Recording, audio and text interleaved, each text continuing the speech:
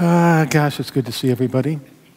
So forgiveness, an activity that most of us on occasion are called on to engage in. Every religion talks about the importance of forgiveness. It's forgive and you will be forgiven.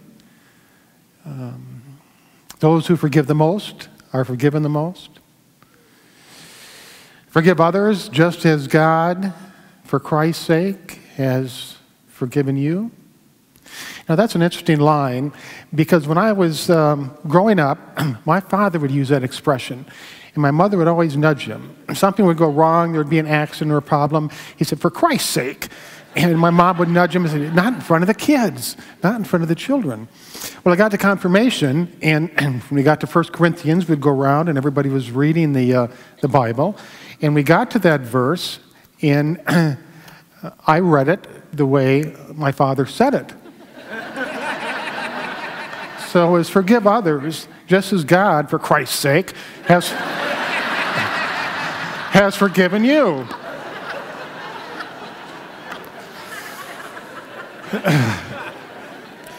You know, what happens in this room stays in this room. It's fun to see little Jacob up here earlier, wasn't it? You might recognize his mother. She sings in the choir. And his father has a business that provides support and different services for senior citizens and elder care. If you or anybody else you know needs that, it's an outstanding service to this community. You can just call the church and learn how to get hooked up. So we talk about forgiveness, and it's much easier to talk about than it is to do. Because for some reason, when somebody wrongs us, so to speak, it's difficult to forgive them. Especially when that person is close to us, like a close friend, a relative, somebody in our family, a spouse.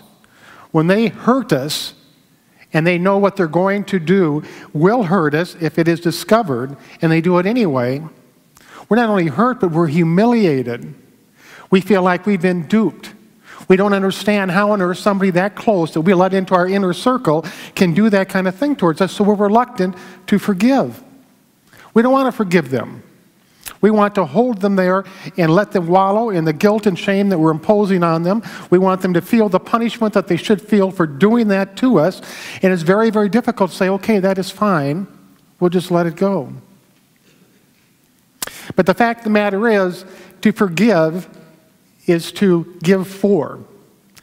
To give angry feelings for a sense of peace. To give hate for love. To give something that makes us ill, any ill feeling, to give that for a sense of wellness. We do it for our own self and not for somebody else.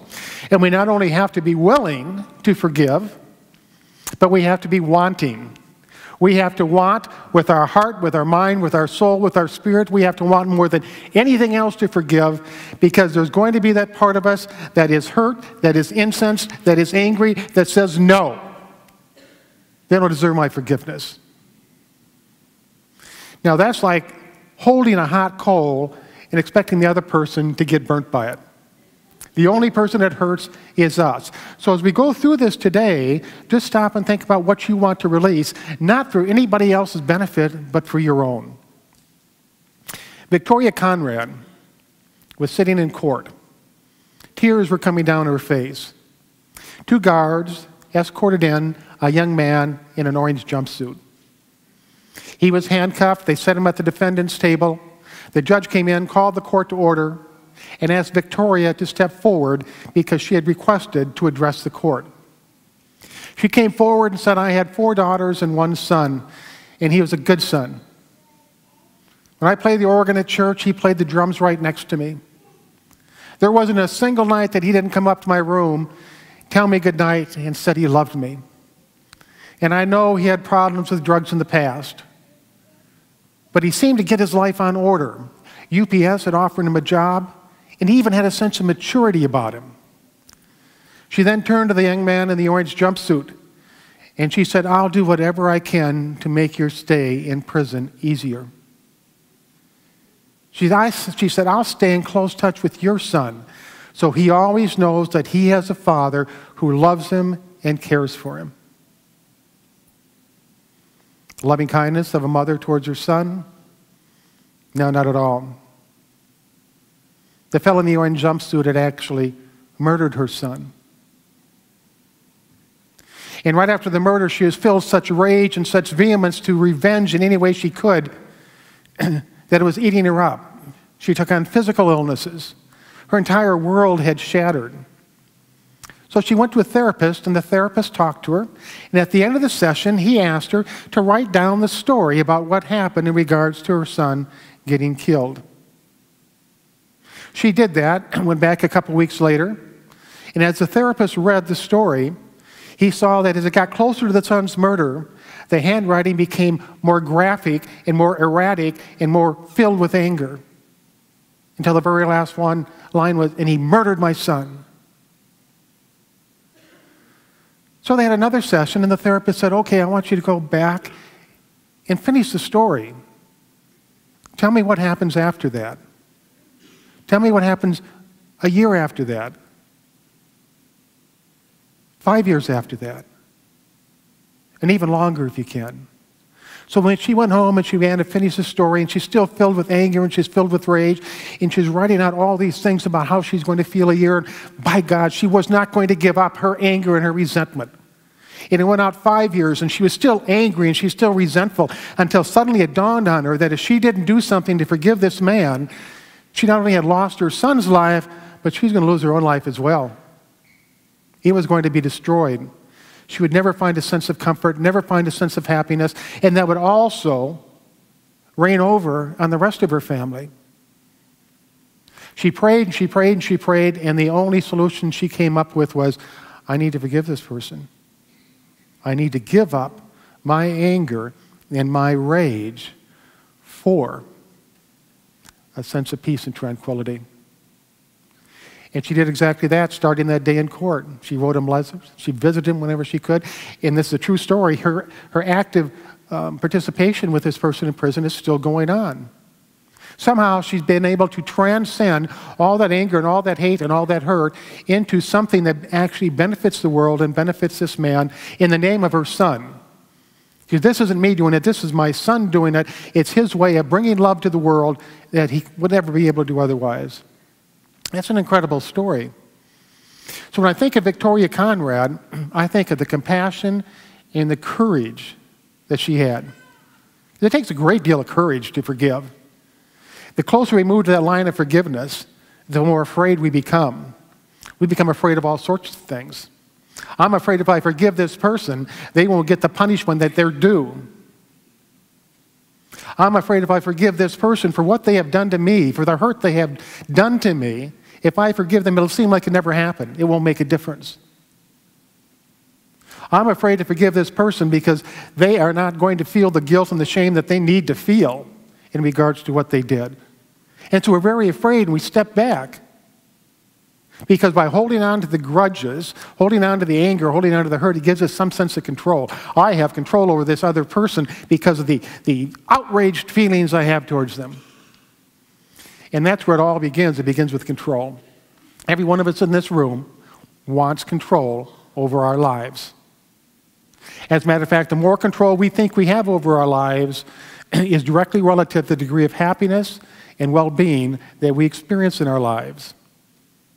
We don't like it when something happens that we have no control over that directly affects us, and that's exactly what happens when somebody offends us. When somebody does us wrong, it's like they're in our life, they do something to hurt us, they do something to offend us, they do something to cause all sorts of ill feelings and sorrow and sadness, and we have absolutely no control over it. We didn't invite them in to do that. We didn't give them permission. They came into our life, or they're in our life, and they did that, and we do not have control over it, and that makes us mad. So what do? We conjure up all sorts of feelings towards them. You have feelings of hate, feelings of resentment, feelings of all sorts of feelings. And when somebody comes into our life and they hurt us, it's like they come in with a bundle of very toxic emotions, and they give it to us. The hurt, the anger, the sadness, all of that makes us ill, actually makes us physically ill as well as emotionally ill. They come and they give us that bundle of emotions, and now we're in control because we have the bundle of emotions. Nobody can take it away from us. They can beg, they can grovel. I'm in control. I don't have to forgive. That preacher on Sunday morning can stand up there all day long and tell me how much I need to forgive and how much it's good for me and how much the Bible says you're supposed to do it. I'm in control. I don't have to forgive. And so we hold on to this bundle of toxic emotions thinking that we're in control and that the rest of the world has nothing to do about it or say about it, and that's true. But we don't stop and think about what we're in control of. You know, it hurts when other people betray our confidence or disrespect us. It hurts a lot. And when we don't let the memory go, when we don't let it dissipate, it continues to hurt us over and over and over again. It also hurts to hit our thumb with a hammer. But we don't get up every morning and hit our thumb with a hammer again to remember how much it hurt. Or if we're walking down the path of life and we get a thorn in the bottom of our foot, you know, we don't continue walking with a thorn in our foot as a memory, as a constant reminder of how much that thorn has hurt us. We stop and take it out. We quit hitting our thumb with a hammer. And that's exactly the same thing we need to do with all of those things that we're carrying forward at this point that still hurt us, that still cause us ill feeling, that still casts a cloud over the beautiful, bright blue sky of our lives. We need to stop and say, for my sake, I'm putting the bundle down. I no longer claim it. I'm in control. I don't have to carry it. Now, I'd like you to say something along with me. I want you to wish yourself well. So please repeat after me. I wish me well. I wish me to be happy. I wish me to be free of all suffering. I want you to think of somebody that you really, really like. Perhaps they're here today, perhaps they're not. And you would speak to them. You speak to them in the first person. And I want you to repeat after me. Whoever this is in your mind, somebody that's very close to you. I wish you well. I wish you to be happy. I wish you to be free of all suffering.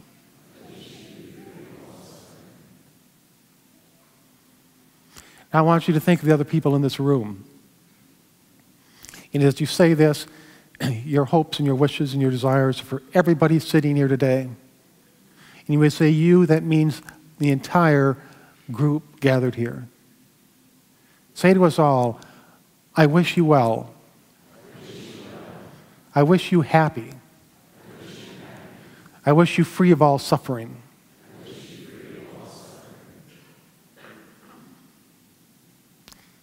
Now I want you to think of somebody who's really not in your good side. Somebody that you might have a lot of disturbed feelings towards. The grudge might be going on for days, weeks, years. The person might have already left this earthly plane. Just think of that person that upsets your life the most. When you think about them, all of those feelings come about. And I want you to speak directly to that person, whether they're alive or whether they're dead. Speak directly to that person that you're holding in your mind. And I want you to say, I wish you well. I wish you to be happy. I wish you free of all suffering.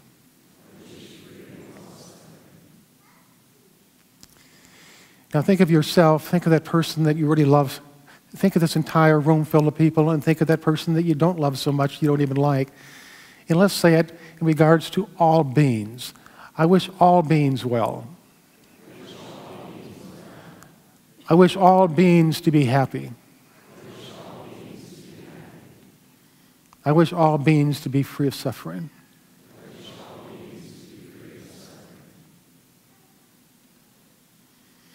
With that, close your eyes as we gently go into meditation and just hold that thought. The wellness, the happiness, the well-being. The wellness, the happiness, free of all suffering. Say that over and over to yourself, whether it's to yourself, to somebody else, to the universal population. I wish you well. I wish you to be happy. I wish you free of all suffering.